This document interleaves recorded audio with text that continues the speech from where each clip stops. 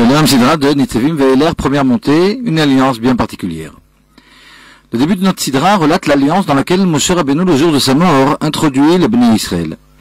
La Torah parle de passer dans l'alliance. C'est pourquoi Rashi explique, voici comment se contractait d'antan une alliance. Ceux qui la contractaient faisaient 2 alignements de bêtes coupées en 2 et passaient entre les morceaux.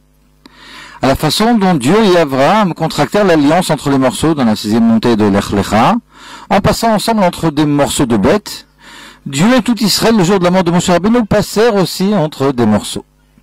Cérémonie plutôt étrange. On aurait attendu d'une cérémonie d'alliance de voir plutôt un symbole de rapprochement, plutôt que de voir des bêtes déchiquetées. Le symbole est en réalité le suivant. Les contracteurs de l'alliance expriment l'idée qui suit. De même que les 2 parties de bêtes ne sont 2 que techniquement, mais nous savons pertinemment qu'elles ne forment qu'une seule entité. Nous 2 qui passons dans l'alliance, qui sommes encore plus proches l'un de l'autre que ces 2 parties de bêtes, sommes a priori profondément unis et ne sommes 2 entités qu'en apparence. Ainsi, avant Rosh Hashanah, nous lisons la Sidra de Nitzavim, dans laquelle nous rappelons que tout Israël passèrent entre les morceaux avec Dieu, exprimant ainsi que Dieu et Israël ne sont profondément qu'un. Ainsi faisons-nous ressortir notre profond aspect divin, l'âme juive, par celle de divinité, afin de retrouver la motivation de revenir à Dieu, à notre source. Ainsi, bénéficierons-nous, Bezrat Hashem, d'une Ktiva Vechatima Tova de Shana Tova Mtuka, d'être écrit et scellé pour une excellente année. Shalom, Sidra de Nitzavim Ve'eler, 2e montée, la Tchouva, une force rétroactive. La 2e montée de notre Sidra jumelée traite de la Tchouva du Juif, de son retour vers Dieu en général, et en particulier de la Tchouva du peuple à la fin des temps. C'est en ces termes que commence ce passage. Alors là, je vais lire le passage en sautant comme ça, et quelques mots. Lorsque tout ceci t'adviendra, la bénédiction et la malédiction que je t'ai présentée, si tu reviens au Seigneur ton Dieu, et si tu écoutes sa voix, alors le Seigneur ton Dieu reviendra avec tes captifs, il aura pitié de toi et te rassemblera à nouveau d'entre les peuples. Quant à la tchouva, le Talmud nous dévoile au traité Yoma qu'une tchouva faite par amour transforme les fautes en mérite. La faute est effacée et même transformée rétroactivement. Le processus de tchouva est surprenant. Le monde est fait en effet de relations de cause à effet, dans lesquelles les causes précèdent aux effets. Comment la tchouva peut-elle avoir un impact rétroactif sur la faute au point de la transformer alors que la faute précéda chronologiquement à la tchouva? La réponse est la suivante. Le principe selon lequel les causes précèdent aux effets n'est vrai que lorsque l'on veut créer une chose nouvelle. Or ici, en l'occurrence, il ne s'agit pas de créer rétroactivement quelque chose de nouveau, mais de dévoiler un statut qui existait, mais qui était latent. Même au moment de la faute, le juif était foncièrement bon de par sa profonde nature divine. Or, cette nature était endormie et cachée. On comprend donc que la tchouva ne crée rien de nouveau, elle ne fait que dévoiler une nature existante, le réel moi du juif, qui ne voulait aucunement fauter et se séparer de la divinité. La tchouva est par conséquent un retour à Dieu, passant par un véritable retour à soi. Shalom Sidra de Nitzavim Ve'eler, 3e montée, c'est tellement simple. La 3e montée de notre Sidra jumelée Nitzavim Ve'eler se termine par les mots « Cette chose-là, soit l'application des mitzvot de la Torah, est très proche de toi, dans ta bouche et dans ton cœur, pour l'accomplir. » En ces quelques mots, Moshe Rabbeinu rassure les enfants d'Israël, leur disant à quel point l'amour de Dieu et la pratique des mitzvot est donné à tous et très abordable. Propos étonnant. Comment affirmer si facilement que la Torah est proche et simple à accomplir? La nature de l'homme s'oppose tellement aux mitzvot et s'attache si naturellement au monde matériel. Comment peut-on transformer si facilement l'amour des délices de ce monde en un amour divin? L'Admor Zaken explique dans le Tanya au début du 17e chapitre que la facilité d'accomplir les mitzvot et leur proximité à nous provient de l'amour caché enfoui dans le cœur de chaque juif. Il ne faut rien inventer, uniquement dévoiler et réveiller cet amour. Ceci demande certes certains efforts, mais ces efforts sont à la portée de tous. La chassidoute nous fait part de 2 voies. L'une est courte et longue, et l'autre est longue et courte. Un service divin basé sur la simple émouna, la foi, est une voie courte. Tout juif possède la foi en Dieu. Or, cette voie est courte, mais longue, car transformer cette foi en un mode de vie est une longue histoire. Moshe Rabbeinu ici nous parle de la 2e voie, celle qui est longue et courte. En méditant sur la grandeur divine, sujet développé en longueur par la chassidoute, le juif réveille en lui amour et crainte divine qui donne à ses mitzvot une toute autre vitalité. Il s'apercevra alors à quel point l'application des mitzvot est proche et simple, comme l'affirma Moshe Rabbeinu. Shalom Nitzavim Vayeler, quatrième montée, la fin du règne de Moshe Rabbeinu. Dans la quatrième montée de notre sidra jumelée, au début de la section Vayeler, Moshe Rabbeinu s'adresse au Bnei Israël en ces termes. Je suis aujourd'hui âgé de 120 ans, je ne pourrai plus aller et venir, et Dieu m'a dit, tu ne traverseras pas le Jourdain. Nos sages, dans le Talmud de traité Sota, expliquent que l'impossibilité pour Moshe d'aller et de venir ne sous-entend aucunement une faiblesse physique. On sait en effet que la vue de Moshe jusqu'à ces derniers instants n'avait pas faibli et que sa vigueur ne l'avait pas fui.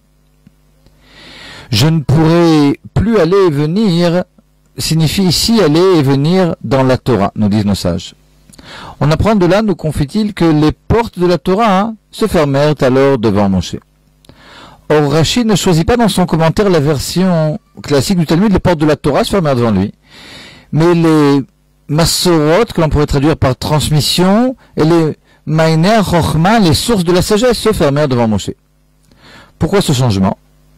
En quelques mots, Rashi répond ici à une question de base. Comment dire que les portes de la Torah se fermèrent devant Moshe, alors qu'après ces paroles, je ne pourrais plus aller et venir? Moshe transmit encore au peuple d'Israël 3 sidrot. La sidra de Vayeler, donc, qui a commencé, celle de Hazinu, et celle de Vezot Abracha. C'est pourquoi, selon Rashi, uniquement les portes des Massorot, les portes des transmissions, ainsi que les portes des Mainot HaChochma, dont on a parlé, furent fermées devant Moshe Rabbeinu. Mais alors, pourquoi Moshe prétend-il ne plus pouvoir aller et venir? De nombreux domaines de la Torah lui étaient encore ouverts. La réponse est que Moshe est symbolisé dans le Talmud, au traité Baba Batra, par le soleil, alors que Yoshua et les Chachamim qui suivirent par la lune. Or, si la lune possède des configurations variables, demi-lune, quart de lune, pleine lune, etc., le soleil, lui, représente la stabilité, l'invariance. Moshe est celui qui, comme envoyé de Dieu, transmet la Torah dans son intégralité. Cette Torah contient au potentiel tout ce que tout érudit de chaque génération diffusera. Lorsque Moshe, l'homme de la vérité et de l'intégralité, sentit une faille dans l'un des domaines de la Torah, il comprit que son rôle était révolu. Chacun d'entre nous détient en lui une parcelle de l'âme de Moshe Rabbeinu. C'est pourquoi, dans une certaine mesure, évidemment, à notre échelle, on a besoin d'une intégralité. Et ici, pour nous, elle correspond, d'une part, au besoin de la connaissance, en tout cas d'aspirer à la connaissance de la totalité de la Torah. C'est d'ailleurs une obligation pour chacun d'entre nous d'aspirer à cette totalité de la Torah, comme nous l'explique l'Admor Zaken dans la Selichot Talmud Torah. Et de plus, évidemment, on veillera à revoir son étude, afin de ne pas oublier la Torah déjà acquise. Shalom, Sidra de Nitzavim Vayeler, cinquième montée, les Kohanim et les trompettes. Dans la cinquième montée de notre Sidra jumelée, la Torah aborde la mitzvah de Hakhel. À l'époque du Temple, tout le peuple, hommes, femmes et enfants, se rassemblait au Beth Amikdash une fois tous les 7 ans. L'année qui suivait l'année de Shemitah, écoutez le roi lire certains passages de la Torah. Nos sages dans la Tosefta de Sota décrivent cet événement. Le jour de la lecture, les Kohanim sortaient de la ville trompette en or en main et sonnaient afin de rassembler le peuple au temple. La Tosefta conclut, on disait alors d'un Kohen qui n'avait pas en main une trompette, celui-ci n'a vraiment pas l'air d'un Kohen. Cette remarque demande explication. Le travail des Kohanim consistait à servir au Beth Amikdash, au temple. Sonner de la trompette dans les rues de la ville n'était pas une mitzvah, mais plutôt la préparation à la mitzvah de Hakhel. Pourquoi alors voir un Kohen sans trompette en main était-il si choquant? Il nous faut pour cela comprendre le rôle essentiel des Kohanim. Parmi les travaux des Kohanim, on trouve celui d'apporter la Ktoret, c'est-à-dire des encens sur l'autel en or. Le Rambam explique que ce travail avait pour but de repousser les mauvaises odeurs et les transformer en bonnes odeurs. Dans les mots du Zohar, transformer le mauvais penchant. C'est pourquoi les encens contenaient aussi la Chelbena, dont l'odeur était mauvaise et qui symbolisait les mécréants. Sur l'autel, la source de ces derniers était adoucie. On comprend alors les paroles de la Tosefta. Lorsqu'arrivait le moment de la cérémonie de Hakhel, tout le peuple, y compris femmes, enfants et nourrissons, se trouvaient à Jérusalem. C'est alors le moment opportun de tout laisser de côté pour rapprocher à la sainteté qui en était éloignée. À l'image des Miftsaïm, Miftat Filin, etc. aujourd'hui. Seul un Cohen qui avait en main sa trompette prouvait qu'il avait réellement compris et intégré l'essentiel de son travail des 7 années précédentes. Celle de soulever finalement, de rapprocher le mal du bien, de transformer le mal en bien, de rapprocher de Dieu les niveaux et les hommes les plus éloignés. Shalom, Sidra de Nitzavim Vaïler, 6e montée. Si Dieu se cache, c'est signe qu'il est là. La Sidra de Vaïler est toujours lue à la fin du mois d'Elul ou durant les Aseret Yemei Tshuva, les 10 jours de Tshuva. L'une des allusions à la Tshuva se trouve dans notre 6e montée.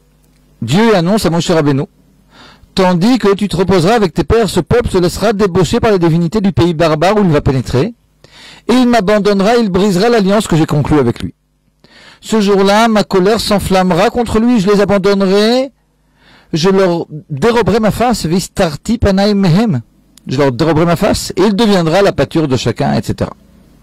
Ces paroles ne sont pas rassurantes, mais si l'on analyse ces paroles de près, on remarque un amour immense de Dieu envers les Bnei Israël y est allusionné. Dieu, en effet, ne dit pas, Khalila, qu'il n'écoutera pas ou ne regardera pas les Bnei Israël. Il ne fera que dérober sa face, soit il se cachera, ce qui n'entraînera que l'impression chez les Bnei Israël d'une absence de Dieu, Khalila. Et comme le précise Rashi, Dieu fera comme s'il ne voit pas les souffrances des Bnei Israël. Le but recherché par Dieu n'est ici que la tchouva. Lorsque Dieu se cache au point où son absence apparente est pesante, voire insupportable, le juif se met à sa recherche. En réalité, non seulement Dieu est présent et suit chaque détail de nos faits et gestes, mais plus que cela. Isaïe, le prophète Ishaïa, nous confie au 63e chapitre de son livre, Bechol tsaratam lo tsar, dans toute leur souffrance, il souffre lui-même. Dieu souffre. Dieu attend alors à chaque instant, un réveil, une prise de conscience, une bonne résolution. On décidera alors, à cet instant, de tout recommencer à zéro. Shalom, Sidra de Nitzavim Vaïler, 7e montée, la lumière émane du Saint des Saints. Après qu'il ait écrit entièrement Sefer Torah sous l'ordre divin, Moshe, à la demande de Dieu, dépose ce Sefer dans l'endroit le plus saint sur terre, le Kodesh HaKodashim, ou Saint des Saints. Le Saint des Saints représente l'endroit des dévoilements impossibles de la divinité, on pourrait dire. Le monde de la matière est en effet limité par l'espace et le temps, or le Saint des Saints n'est pas affecté par ces limites. C'est pourquoi pouvaient s'y dévoiler des niveaux de divinité qui transcendent temps et espace. Nos sages nous confient en effet l'Arche Sainte dans laquelle se trouvaient les tables de la loi et auprès de laquelle, ou dans laquelle, selon les avis, se trouvait le Sefer Torah écrit par Moshe Rabbeinu, prenait de la place, donc l'Arche Sainte prenait de la place et n'en prenait pas en même temps. En d'autres termes, si l'on mesurait l'arche, elle faisait, comme c'est écrit dans la paracha de Trouma, 2 amot et demi de long et 1 amot et demi de large. Le Saint des Saints au Beth Amikdash faisait 20 amot, soit 10 mètres de côté. 20 amot sur 20 amot. Dans le Mishkan, 10 amot sur 10 amot. Dans le Beth Amikdash, 20 amot sur 20 amot. Or, si l'on mesurait à droite et à gauche de l'Arche Sainte, on comptait, donc, dans le Mishkan, 5 amot de chaque côté, dans le Beth Amikdash, 10 amot de chaque côté. Donc l'Arche Sainte elle-même ne prenait pas de place, même si elle avait des dimensions bien fixes. Ceci correspond à la nature même des tables de la loi, dans lesquelles les lettres divines étaient gravées, donc faisaient partie intégrante des tables. Ces tables transcendaient donc la nature totalement. Le Sefer Torah, c'est quelque chose d'un peu différent. Il était formé lui aussi de lettres saintes, mais ces lettres étaient appliquées sur le parchemin. Ce niveau représente déjà un niveau de divinité, un niveau de sainteté adapté au monde matériel. Le Sefer Torah dans le Saint des Saints avait donc pour but de faire le lien entre la divinité surnaturelle, celle des tables de la loi, et le monde matériel à l'extérieur du Saint des Saints. C'est par l'intermédiaire de ce Sefer Torah que les lumières divines qui se trouvaient, qui se dévoilaient dans le Saint des Saints, sortaient pour illuminer le monde entier.